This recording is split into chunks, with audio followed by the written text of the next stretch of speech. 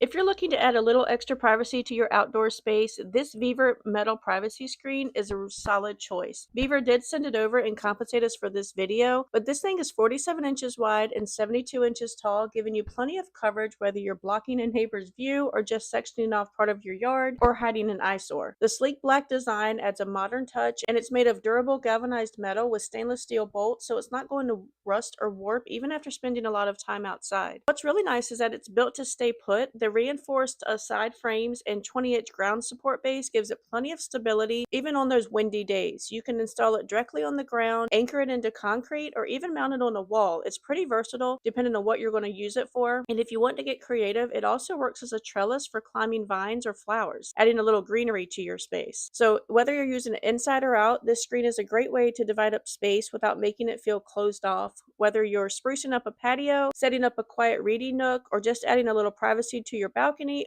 or covering up a eyesore in your backyard like us, it's an easy and stylish solution, and I really hope this video helped.